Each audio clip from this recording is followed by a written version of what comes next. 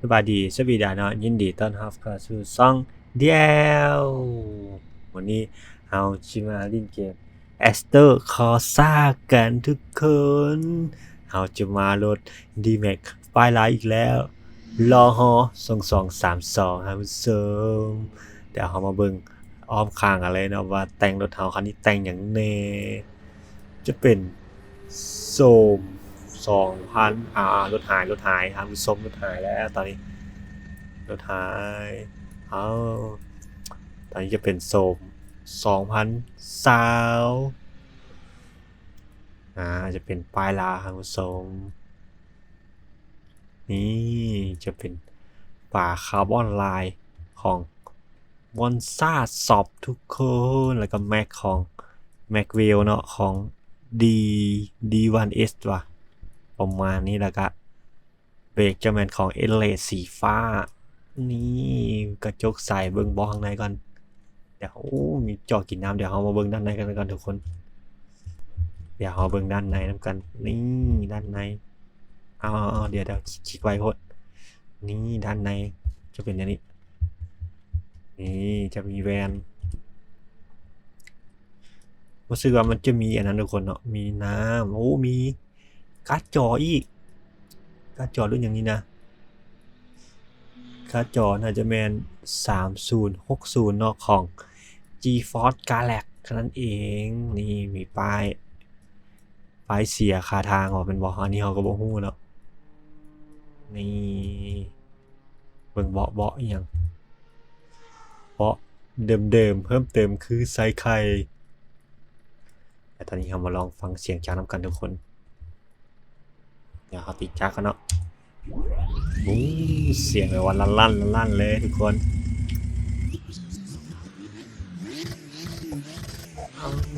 สุดยอด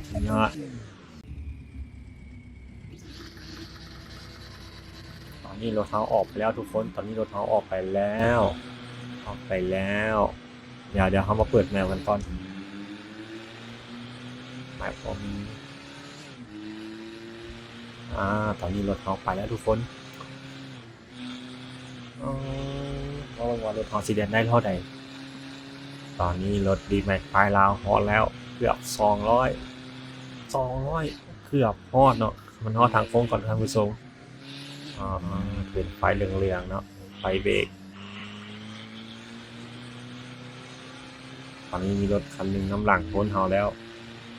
ตอนนี้น้ำหลังพ้นเฮาอยู่คันหนึ่งนะสะบัดได้หนึ่งตกโลทางยาวฮอดบ่200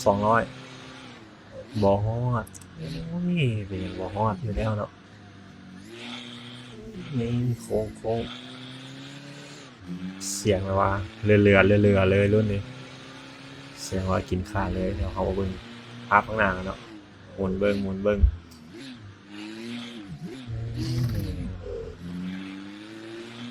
เขาเบิ่งคันข้างหลังมันคันอย่างเนาะมันสิดังเขาทานบ่โดมแต่ฟอนเขาเลยมันก็สุดยอดแล้วทุกคนเบิ่งแต่มุมเดี๋ยวถ่ายนะอันนี้เอิ้นอย่างเนาะก็บ่จื้อเขาเอิ้นอย่างเนาะตอนนี้เจอกับเลโวมาเนาะตอนนี้เจอกับเลโวแซงเลโวได้บ่ทุกคนเบิ่งกันจะแซงเลโวได้บ่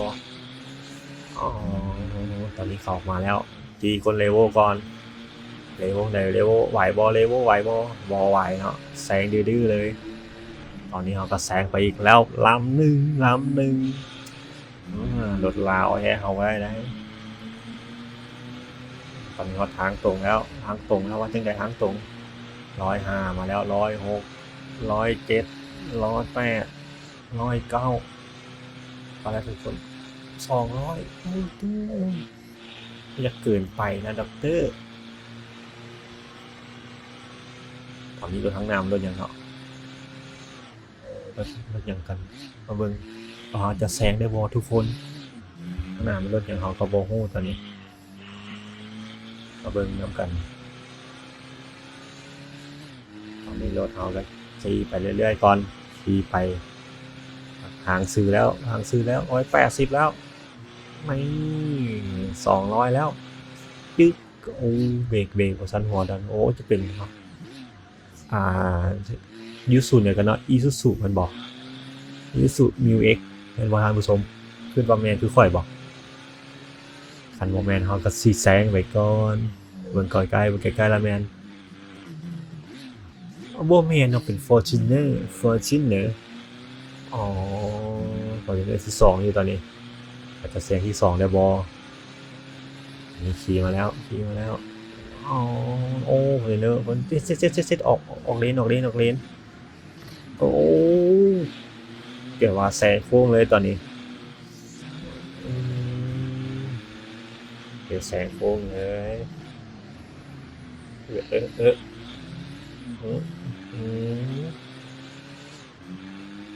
เลโก้นำท้ายตรงติ้วโอ้เมียงรถ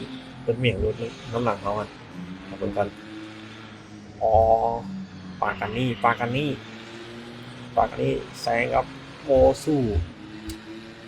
โอ้อยากเกินไปนะเตอร์เบิร์นเขาจะแซงมาได้บ่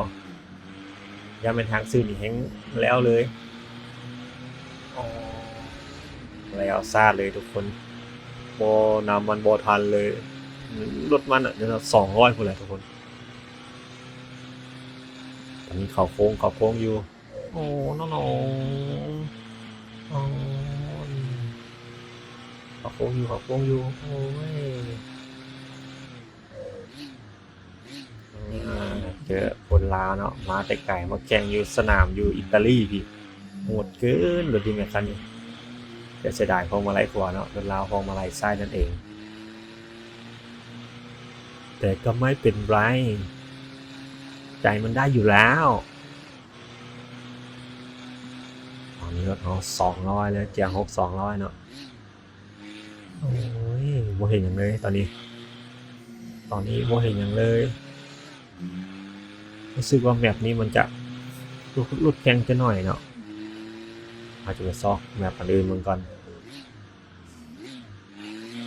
แมปใดอยากให้เฮาลินคอมเมนต์กันได้เนาะทุกคนให้อยากลินแมปใดอันนี้นำมาแล้วทั้งหลังเขา3คันทุกคนรู้สึกว่าน่าจะนำเขาว่าทันดอกมีเฮาและสินำเขานะเขาโค้งก่อนโอ้จะเกินไปนะเด้อโอ้รถสไลด์ก็มาเนาะอย่าลองไกลนะสไลด์แพง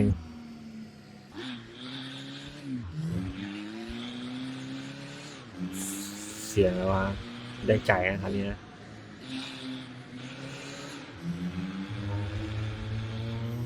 ทางเลยเกียร์4เองเกียร์5แล้ว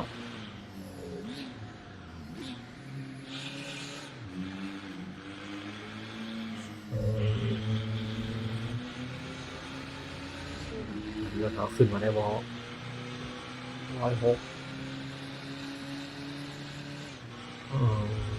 มันรถอย่างมาไวฮะเบิ่งมันสิแซงเขารถอย่างมาทุกคนเบิ่งกันครับโอ้แลมโบกินี่แลมโบโอ้อย่าเกินไป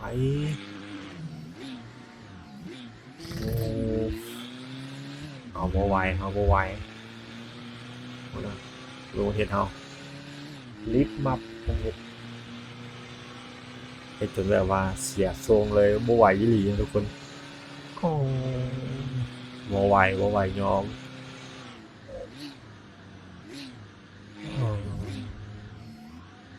รถเฮาตอนนี้รถเฮาอยู่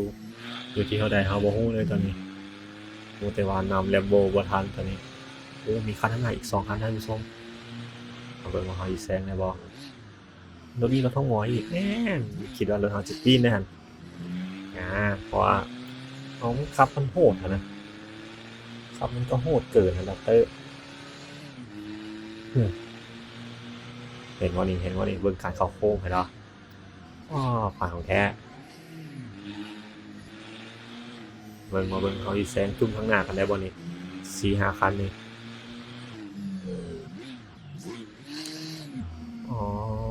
เนาะเห็นว่าโค้ง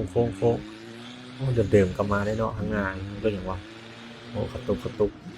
กระตุกนิดนึงเออโอ้กระตุกตอนนี้แซงเลยวะทุกคนรถของโจเซฟมาต้าโอ้วีออเดิมๆกับมาวันนี้เรียบร้อยแล้วกินแล้วเนาะอ๋อรถข้างในเองเนี่ยรถอย่างวะ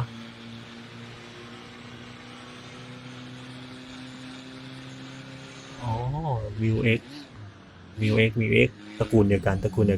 อิซูซุท่านผู้ชมหมาสิแซงได้บ่อ๋อไฟแดงอีกจี้ตูดอ๋อบ๊ายบายแซงแล้วเรียบร้อยเองใดยังวอยอมวะยังวอยอมโอ้รถเฮาเสียหลักไปนึงท่านผู้ชมนี่รถเฮาเสียหลักไปนึงเนาะเองใดเนาะคลิปนี้เนาะตอนนี้เราก็จบเพียงนี้เนาะท่านผู้ชมเนาะกับรถ D-Max ป้ายลาว2022กันเองเนาะเป็น All New เป็นจักร Blue Power 1.9 ครับผมคลิปนี้เขาก็จบเพียงเท่านี้เนาะท่านผู้ชมก็ฝากกดไลค์กดแชร์กด Subscribe ให้เฮาแน่เนาะเพื่อเป็นกำลังใจให้เฮาเฮ็ดคลิปต่อๆไปเนาะคลิปนี้ขอคำว่าสบายดีบ๊ายบาย